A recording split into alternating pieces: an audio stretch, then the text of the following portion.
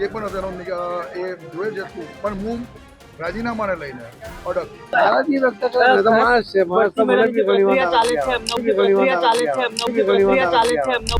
ઘરના છોકરા ઘંટી ચાટે ઉપાધ્યાયને આટો. આ પ્રકારનો ખેલ ભાજપમાં ચાલતો હોય તેવું ભાજપના જ નેતાઓને લાગી રહ્યું છે. બન્યું છે એવું કે કોંગ્રેસ અને આમ આદમી પાર્ટીથી નેતાઓ જ્યાં એક બાજુ ભાજપમાં આવી રહ્યા છે, ભાજપમાં જોડાયેલા આ નવા ચહેરાઓને જ્યારે પાર્ટી પદ અને હોદ્દાઓ આપે છે, તેને લઈને ભાજપમાં જૂના કાર્યકર્તાઓને અન્યાયની લાગણી અનુભવાય છે. અને આવી જ કંઈક વાત કરી છે કેતન ઇનામદારે. તેમનું કહેવું છે કે જૂના કાર્યકર્તાઓની અવગણના ના કરો. આ નારાજગી સાથે જ અડધી રાત્રે કેતન ઇનામદારે સાવલીના ધારાસભ્ય પદથી રાજીનામું આપી દીધું છે. કેતન ઇનામદારે મીડિયા સમક્ષ રાજીનામું આપ્યા પછી પ્રતિક્રિયા આપી છે અને જણાવ્યું છે કે મારા માન સન્માનને ઠેસ પહોંચતા રાજીનામું આપ્યું છે.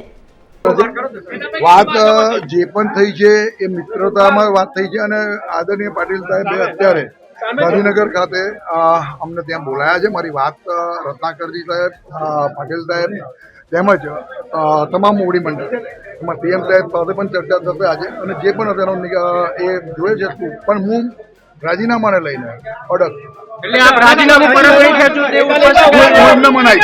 કેતન ઇનામદારના રાજીનામા પર સીઆર પાટીલને મીડિયાએ સવાલ કર્યો તો કમલમ આવેલા પ્રદેશ પ્રમુખ સીઆર પાટીલે જણાવ્યું કે નારાજગી તો ગમે તેને હોય, નારાજગી તો ગમે તે માણસને હોઈ શકે. પાર્ટી નીતિ નિયમ પ્રમાણે ચાલે. ઉમેદવારોની પસંદગી પાર્ટી નક્કી કરે કે પછી કોઈ ધારાસભ્ય.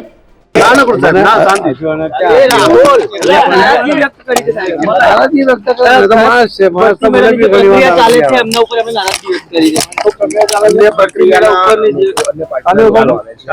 એ પાર્ટીના લોકો સામી પ્રક્રિયા ચાલે છે. એમનું એવું કહેવું છે એ તો પાર્ટી નક્કી કરે ને, કોઈ ધારાસભ્ય થોડા નક્કી કરે. પાર્ટી નક્કી કરશે, પાર્ટીના નીતિ નિયમ મુજબ ચાલશે. રાજનીતિના જાણકારોનું એવું પણ કહેવું છે કે કેતન ઇનામદારે જો ધારાસભ્ય પદથી રાજીનામું આપવું જ હોય તો વિધાનસભા અધ્યક્ષથી અગાઉ અપોઇન્ટમેન્ટ કેમ ના લીધી. મોટાભાગે કોંગ્રેસથી રાજીનામું દઈને ભાજપમાં જોડાતા ધારાસભ્યો વિધાનસભા સ્પીકરની અપોઇન્ટમેન્ટ લે છે અને પછી તેમને રૂબરૂમાં મળીને રાજીનામું આપે છે.